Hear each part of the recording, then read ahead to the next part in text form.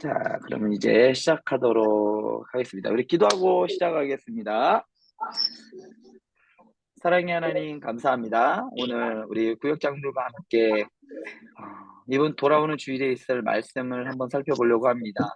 그 말씀 통하여서 우리 구역장들이 먼저 하나님의 은혜를 경험하게 하여 주시고 이 말씀이 살아 역사하여 우리 구역장들의 삶과 그리고 가족과 그리고 구역원들에게 선한 영향을 미칠 수 있는 은혜의 시간 되게 하여 주시옵소서. 예수님의 이름으로 기도드립니다.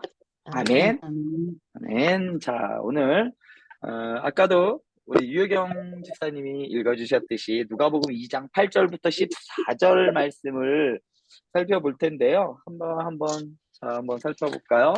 자, 누가복음 2장 8절부터 14절 말씀이에요. 제가 한번 빠르게 읽고 한번 지나가 볼까요?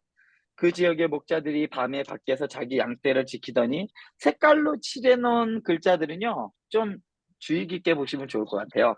그 지역의 목자들이 밤에 밖에서 자기 양떼를 지키더니 주의 사자가 곁에 서고 주의 영광이 그들을 두루 비추매 크게 무서워하는지라. 천사가 이르되 무서워하지 말라. 보라, 내가 온 백성에게 미칠 큰 기쁨의 좋은 소식을 너희에게 전하노라.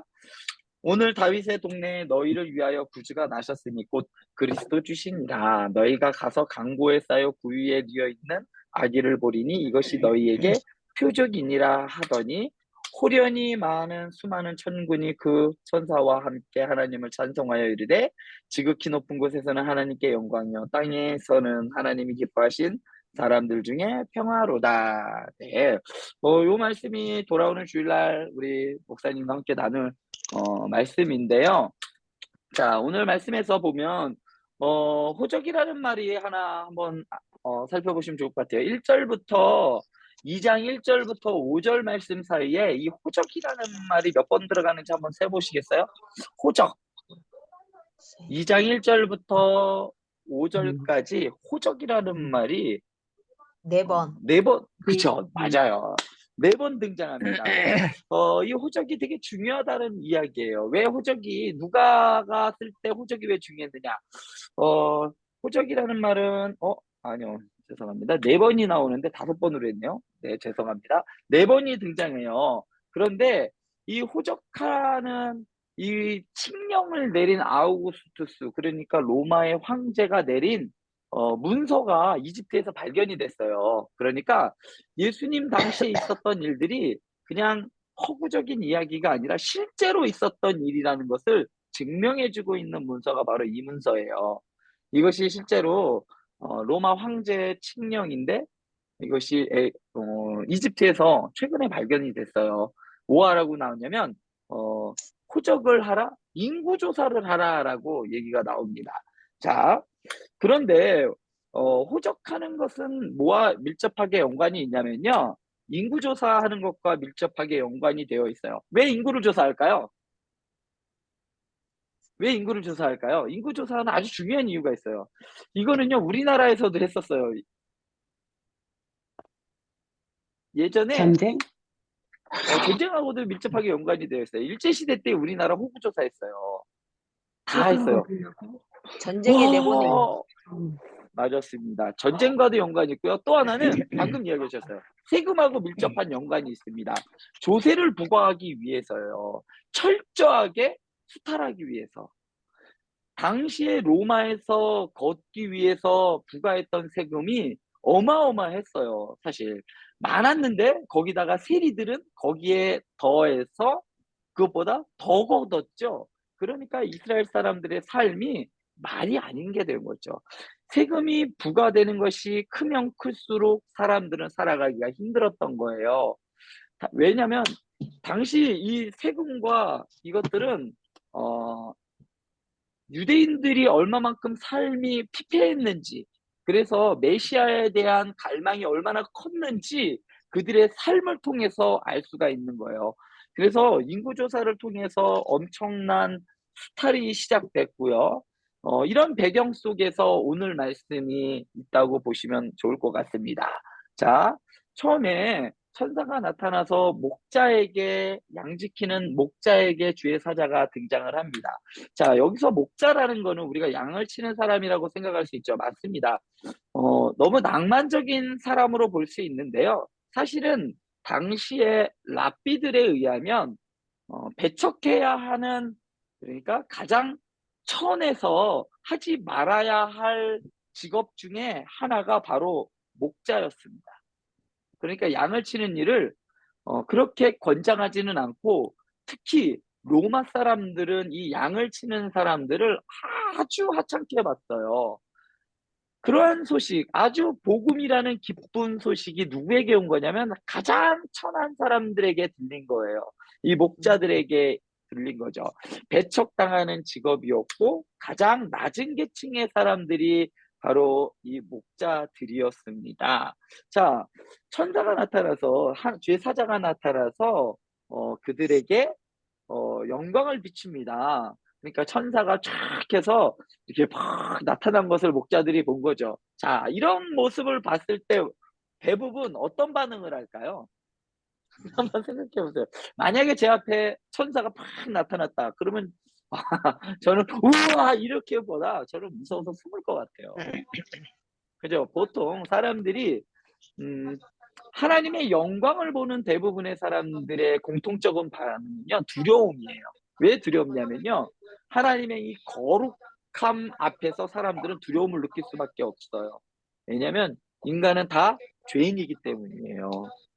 이게 그래서 목자들도 거의 비슷한 반응을 합니다. 구절에 보면 크게 무서워하는지다라고 나와요. 천사가 탁 나타나자 이 목자들이 크게 무서워했습니다. 그리고 또 어떤 반응을 하냐면 천사가 야 무서워하지 마라고 이야기를 합니다. 무서워하는데 무서워하지 말라고 말해요. 그러니까 목자들은 어 무서워하는, 하나님의 영광을 봤을 때 무서워하는 것이 그들의 반응이었는데 이 반응이 어떻게 바뀔까요? 응? 어떻게 바뀔까요? 기쁨의 좋은 소식으로. 그렇죠. 맞습니다. 두려워하고 무서워하는데 어떻게 바뀌냐? 큰 기쁨으로 바뀌게 됩니다.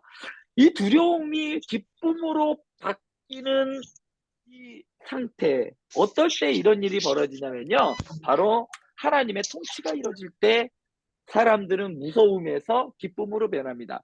이게 언제 나타나냐면요. 출애굽을 했을 때예요. 출애굽하고 나서 이스라엘 백성들이 홍해를 탁 만나잖아요. 그들은 두려웠어요. 무서웠어요. 그런데 홍해를 팍 건너고 나서 그들이 했던 반응이 뭐였냐면 와 하나님이 우리와 함께 해주셔서 우리가 이거를 건널 수가 있구나 하면서 그곳에서 그들은 노래하고 춤추면서 기뻐했어요. 하나님의 통치가 이루어질 때 사람들은 두려움에서 비로소 큰 기쁨으로 나아갈 수 있는 겁니다. 이것이 누가복음에서 이야기하는 아주 중요한 맥락 중에 하나예요. 사람은 죄를 가지고 있는 사람들은 항상 어둠 속에서 두려움에 떨며 살아가고 있지만 하나님의 통치가 이루어지는, 그러니까 예수 그리스도가 이 땅에 오셔서 하나님의 통치가 이루어질 때 사람은 비로소 기뻐할 수 있다는 이야기입니다. 자, 여기서 말하는 오늘 말씀에서 아주 중요한 소식, 기쁜 소식이라는 것이 있어요. 자, 우리가 알고 있는 이 기쁜 소식, 소위 말해서 복음이라고 이야기를 하잖아요. 이 좋은 소식이라는 이 말을요, 이 단어를 예수님이 있던 그 당시에는 어떻게 사용했냐면요, 이것을 그냥 유대 전통, 그러니까 이스라엘 사람들은 이 좋은 소식이다라고 하면 보통 어떤 소식을 좋은 소식이라고 했냐면요. 이사야서 40장부터 66장에 있는 그런 중요한 말씀을, 자, 그 말씀을 40장부터 66장에 나오는 어떤 소식이냐면 주께서 구원을 베풀고 평화의 통치를 실현하기 위해 오실 것이다라는 이러한 그러니까 하나님께서 이 땅에 오셔서 통치를 베푸실 것이다라는 이것을 기쁜 소식으로 유대인들은 알고 있었습니다. 자, 그런데 당시는 누구의 통치가 있었냐면 이스라엘 백성들은 로마의 통치를 받고 있었죠. 그러니까 헬라 로마 사람들은 이 기쁜 소식을 무엇이라고 생각했냐면요. 바로 해방, 해방되는 것을 좋은 소식이라고 생각했어요. 그리고 왕이 태어나는 것, 그러니까 황제가 태어나는 것을 좋은 소식이라고 생각을 했습니다. 그러니까 똑같은 좋은 소식인데 이스라엘 사람들에게는 하나님의 통치가 이루어지는 그것을 기쁜 소식이라고 했고, 로마 사람들에게는 황제가 탄생하는 것을 기쁜 소식이라고 했습니다. 똑같은 좋은 소식이지만 우리에게 진짜 좋은 소식은 바로 하나님의 통치가 이루어지는, 하나님이 이 땅에 오시는 그러한 사건을 의미하는 것이죠. 자, 그리고 또 오늘 말씀에서 11절에 보면 오늘 다윗의 동네에 너희를 위하여 구주가 나셨으니 곧 그리스도 주시니라라고 했어요. 자, 여기서 주라는 말이 우리는 보통 예수님을 향할 때 주라는 말을 많이 쓰잖아요. 대부분. 주라는. 그런데 이 누가복음에서 이 주라는 말은 어 1장 25절과 28절 그리고 58절, 여기 지금 기록되어 있는 이 말씀들에서는요. 예수님을 지칭하는 말이 아니라 하나님을 지칭할 때 이 주라는 말을 사용해요. 단어가 달라요. 예수님이라는 지저스라는 예수님이라는 말이 아니라 테오라는 하나님을 나타낼 때 쓰는 말을 합니다. 그러니까 누가복음에서 주라는 말은 하나님이에요. 그런데 헬라어에서 로마에서는 또 누구를 이야기하냐면 로마 황제를 이야기합니다. 자, 그러니까 누가는요, 로마 사람들이 사용하는 그 말들을 통해서 황제가 태어난 게 아니라, 황제가 태어난 것이 기쁜 소식이 아니라, 누구다? 예수님께서 마국간의 작은 어린아기의 무방비 상태로 태어난 것이 진짜 복음이다라는 것을 이야기하고 있는 겁니다. 이때 당시에 예수님 당시에 사람들이 보았을 때는 이 좋은 소식은 황제가 태어난 것이 좋은 소식이어야 하는 거예요. 그리고 주라는 말은, 주님이라는 말은 하나님보다는 황제를 가리키는 말이었습니다. 그런데 진정한 왕이고 진정한 황제는 누구다? 하나님이신 예수 그리스도께서 이 땅에 오신 것이 진짜 기쁜 소식이고 진짜 우리의 주인이시다라는 것을 표현한 것이죠. 이 복음, 누가복음이 드러났을 때 로마는 어땠을까요? 로마는 발칵 뒤집어졌어요. 황제가 아니라 예수라고? 거죠. 그래서 로마와 아주 배척을 지는 그러한 이런 아주 정반대의 이야기를 하고 있는 거죠.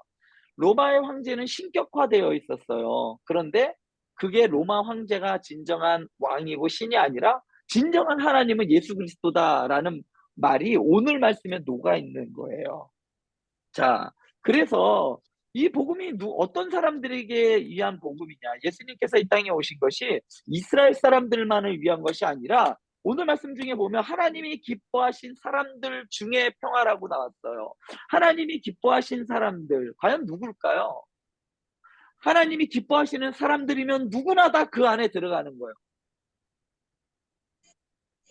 단지 이스라엘 사람들만을 위한 것이 아니라 이 복음은 누구냐? 하나님이 기뻐하시는 사람들, 온 민족. 그러니까 아브라함에게 복을 주셔서 그 복이 누구에게로 흘러가게 했냐면 모든 민족과 나라들에게로 민족을 위해서 축복해 주셨던 그 복이 이제는 오늘 누가복음에 있는 이 복음을 통해서 모든 민족을 에게 이 복음이 흘러가게 되는 것이죠. 하나님을 믿는 모든 사람들, 하나님 기뻐하는 사람들, 이방인이나 헬라인이나 누구나 다 상관없이 하나님이 택하신 사람들, 그들에게 무엇이다? 평화가 온다라는 이야기입니다. 그래서 이런 거죠. 하나님의 구원은 이스라엘 민족에게만 해당되는 것이 아니라 모든 민족을 위한 복음이다라는 것을 확실히 알고 넘어가면 좋겠습니다. 자, 이런 이야기. 어, 하나님이 기뻐하신 사람들 중에 평화로다라고 이야기를 해요. 자, 우리가 평화라는 말을 사용할 때 성경에서 가장 인상적이게 사용한 구절이 하나 있는데요. 바로 마태복음 5장 9절의 말씀입니다. 산상수훈에 보면 마태복음 5장 9절에 보면 이렇게 나옵니다. 화평케 하는 자는 복이 있느니 그들이 하나님의 아들이라 일컬음을 받을 것이다 라고 이야기를 합니다.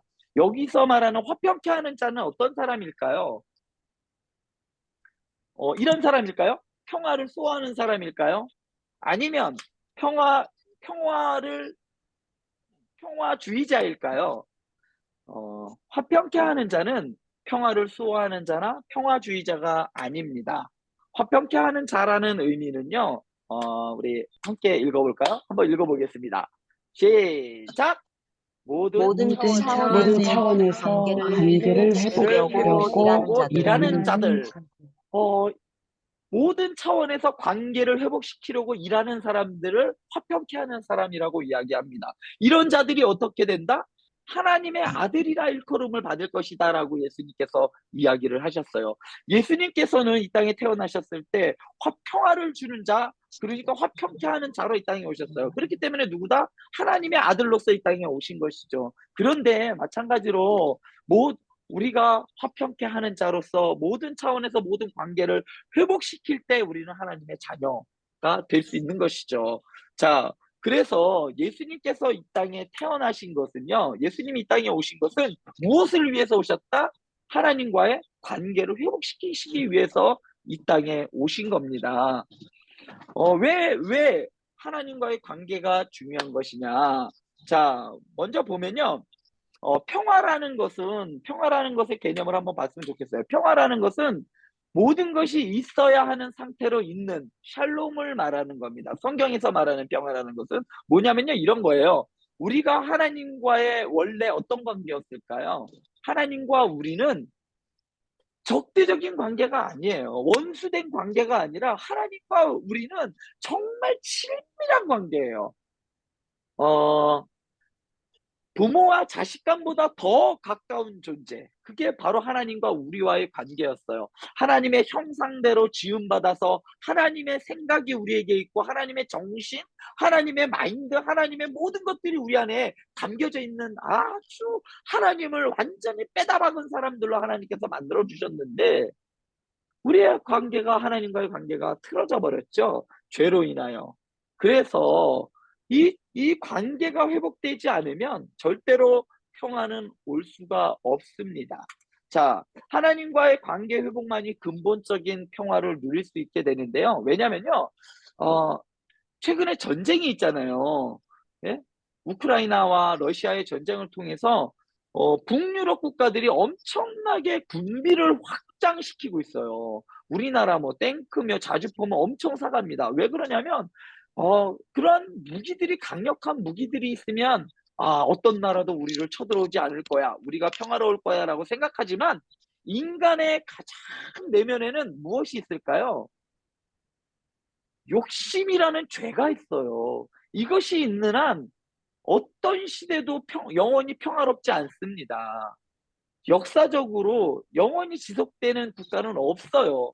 싸우고 나라가 나라를 대적하여 싸우고 결국은 이 나라가 무너지고 또 나라가 무너지고 계속해서 나라가 무너집니다. 그런데 그러한 나라가 계속 무너지는 것이 계속 세워지고 다른 나라를 침략하는 것의 뿌리는 결국 우리의 죄됨에 있는 거죠. 하나님과의 관계가 틀어졌기 때문에 이런 일들이 벌어지는 겁니다. 그래서 진정한 평화는 무엇을 통해서 오느냐? 하나님과의 관계의 회복을 통해서만이 올 수 있는 것이다. 라는 것입니다. 그렇기 때문에 예수님께서 이 땅에 오셨을 때는 하나님이 기뻐하신 사람들 중에 평화로다라는 이 말씀은 바로 예수님께서 우리 인간과 하나님의 백성들과 하나님과의 관계를 어떻게 하셨다? 회복시키셨다라는 거예요. 이전에는 원수였고 이전에는 우리가 하나님과 대적하는 존재였지만 예수 그리스도를 통해서 하나님과의 우리와의 관계가 회복되어졌다는 거예요. 그래서 우리가 무엇이 됐다? 아까 화평케 하는 자는 복이 있나니 무엇이다? 하나님의 아들이라 일컬음을 받아줄 수 있을 것이라는 그러한 데까지 하나님의 자녀로 불리는 데까지 우리가 나아갈 수 있게 되었던 것이죠. 누구로 인해서? 예수 그리스도를 통해서 우리가 그렇게 되었던 거예요. 우리는 하나님과의 관계를 절대로 회복시킬 수 없습니다. 이런 거예요. 우리가 회개를 하면 하나님과의 관계가 회복될까요? 아니에요, 사실은. 우리 초등부 애들이 두 명이 싸웠어요, 예전에. 둘이 싸웠는데 때린 친구가 야, 때려놓고서 미안해 하고 그러면 끝나나요? 상대방이 사과를 받아주어야 끝나는 거예요. 진심 어린 사과를 하고 받아주어야 끝나는 겁니다. 아무리 진심 어린 사과를 해도 상대방이 받아주지 않으면 그거는 사과가 아니에요. 관계가 회복될 수가 없는 겁니다. 하나님과 우리와의 관계도 마찬가지예요. 하나님께서 우리의 죄를 용서해 주시는 것. 그러니까 우리가 관계가 회복되어지는 거죠. 누굴 통해서? 예수님을 통해서 우리가 회복되어질 수 있는 것이죠. 자, 그렇다면 우리 이제 오늘 말씀에서 우리가 어떤 사람들로 새로워져 가야 되느냐? 바로 하나님의 평화를 하나님과 다른 사람들을 관계를 회복시키는 사람으로 우리가 세워져 가야 한다는 말씀이죠. 담임 목사님께서도 이런 말씀으로 이야기를 하실 거예요, 설교를. 야, 그러면 자, 우리가 나눔을 할 때 이런 나눔을 했으면 좋겠습니다. 자, 나눔을 할 때 이런 질문이 있어요. 목자들은 무엇 때문에 무서워했고 무엇 때문에 기뻐했을까요? 자, 목자들은 무엇 때문에 무서워했죠? 목자들은 천사를 보고 그리고 주의 영광이 그의 두루 비쳤기 때문에 두려워했습니다. 천사라고 하기에는 좀 그렇고요. 주의 영광 때문에 하나님의 영광 때문에 무서워했죠. 자, 그리고 무엇 때문에 기뻐했는가? 바로 복음. 그러니까 누구 때문에 기뻐했느냐면 바로 예수 기쁜 그리스도. 소식 때문에 예수님 때문이죠. 예수님의 탄생 때문에 예수님 때문에 기뻐하였다라고 말씀해 주시면 좋겠습니다. 그렇다면 여기서 두 번째 질문인데요. 예수님께서 회복시키신 관계는 누구와 누구의 관계를 회복시키셨을까요? 하나님과 예수님께서는 나와의 관계. 그렇죠. 하나님과 나와의 관계를 회복시켜 주신 거예요. 자, 예수님을 통하지 않고서는 우리는 회복될 수가 없습니다. 그래서 예수님께서 이 땅에 오실 수밖에 없던 거죠. 죄된 우리는 이런 거예요. 스스로 먹물을 깨끗하게 할 수가 없습니다. 먹물 속에 요오드용액이 들어오면요, 물이 맑아지는 거예요. 그렇기 때문에 우리 인간들 말고 이 밖에 있는 무언가에 의해서 우리는 깨끗해질 수가 있는데 그게 바로 하늘에 계신 예수 그리스도께서 이 땅에 오심을 통해서 우리는 깨끗해질 수가 있는 것이죠. 자, 그렇기 때문에 예수님께서 하나님과 나와의 관계를 회복시키신 겁니다. 이렇게 구역원들하고 나눠주셨으면 좋겠습니다. 어, 또 요걸 통해서 우리 뭐 실천적인 것들에 있어서는 한번 이렇게 했으면 좋겠습니다라고 제안을 한 거는요. 내가 정말 용서하지 못하는 사람이 있다면 그 사람에게 한번 전화를 하거나 말을 걸어서 누구누구누 사랑합니다. 그리고 내가 미안합니다라고 하면서 먼저 전화하고 먼저 손 내밀어 보는 것이 한 주일 동안 우리 미션으로 이번 주에 나갔습니다. 한번 우리 구역장님들 한번 먼저 생각해 보시고 내가 다른 사람의 관계를 회복시켜줬던 일들이나 혹은 아니면 내가 이러이러해서 내가 회복되었다라는 것들 이런 것들 경험을 한번 미리 생각해 보시고 구역원들하고 한번 나눠주시면 좋을 것 같습니다. 자, 질문 있으신가요? 혹시 더 질문 있으세요? 한번 나눠보시고요. 다른 구역에서 이런 이야기들이 나왔어요. 구역이나 가정에서 나누다가 질문들이 나온다고 이야기하더라고요. 예를 들면, 지난주에 우리, 섭리에 대해서 이야기를 했잖아요. 천사가, 이제 전한 그 소식을 들은 마리아의 상태. 마리아는 여자이기 때문에 당시에 여자는 아주 비천한 존재였고 돌에 맞아 죽을 수 있는 위험한 상황임에도 불구하고 그 말씀이 자신에게 이루어지기를 이렇게 그 말씀에 순종했다라고 이야기를 했는데 그렇게 이야기하니까 하나님은 왜 그때 여자를 그렇게 하셨을까요? 왜 그렇게 비천하게 하셨나요? 라는 이런 질문들이 있었어요. 이런 질문들이 혹시라도 있으면요, 한번 저한테 이야기를 해주시면 제가 정리를 해서 한번 답변을 한번 드리도록 하겠습니다. 자, 또 다른 질문들이 있으면 저한테 개인적으로 말씀을 해주시고요. 오늘은 여기까지 하도록 하겠습니다. 자, 오늘 기도하고 마치도록 하겠습니다. 사랑의 하나님 감사합니다. 오늘 돌아오는 주일날 있을 말씀을 한번 나누어 보았습니다. 우리 행복한 교회 모든 지체들이 화평케 하는 자로 사람과 하나님 사이에서 회복의 관계로 회복시키는 사람으로 그리고 사람과 사람 사이에서도 관계를 회복시키고 화평케 하는 자들로 하나님의 자녀로서 살아갈 수 있는 우리 행복한 교회 모든 지체들이 되게 하여 주시옵소서. 특별히 말씀을 나눈 우리 교육장님들에게도 주님 은혜를 더하여 주셔서 누구보다도 더 큰 은혜를 누리게 하여 주시고 사람들과 구역원들 사이에서 아주 좋은 화평케 하는 자로 세워져 갈 수 있는 우리 구역장들 되게 하여 주시옵소서. 예수님의 이름으로 기도드립니다. 아멘. 아멘. 네, 감사합니다. 수고 많으셨습니다. 수고하셨습니다. 수고 많으셨습니다. 궁금한 점이 있으시면 우리 천천히 우리 한번 말씀해 주시면 좋겠습니다. 최근 일주일 동안 많이 참여하네. 네, 네, 안녕히 가세요. 저 끊을게요. 끊어도 되겠죠? 자, 그럼 내보겠습니다. 네.